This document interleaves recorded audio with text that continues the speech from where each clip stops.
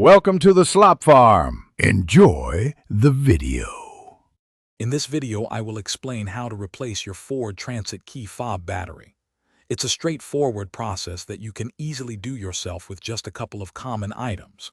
First, you'll need a new CR 2032 coin cell battery, which is a standard 3-volt battery. You'll also want a small flathead screwdriver or even a coin to help open the fob. Make sure you have a clear, well-lit area to work in, so no tiny pieces go missing. Now let's get your key fob open.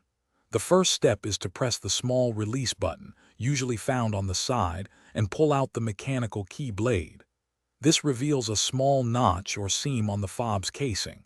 Take your flathead screwdriver or coin and gently insert it into this opening. With a slight twist or pry, the two halves of the key fob should begin to separate. Be careful not to force it, as the plastic can be delicate. With the key fob open, you'll see the old battery nestled inside. Gently pry it out using your small screwdriver. Before you remove it completely, take a moment to notice its orientation. Typically, the positive side, marked with a plus sign, faces upwards.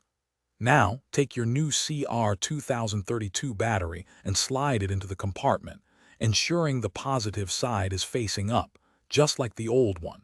It should fit snugly into place.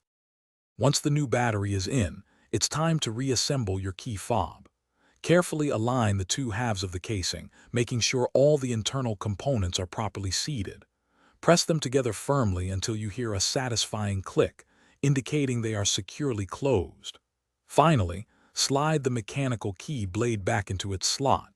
Now, go ahead and test your key fob to ensure all functions, like locking and unlocking, are working perfectly.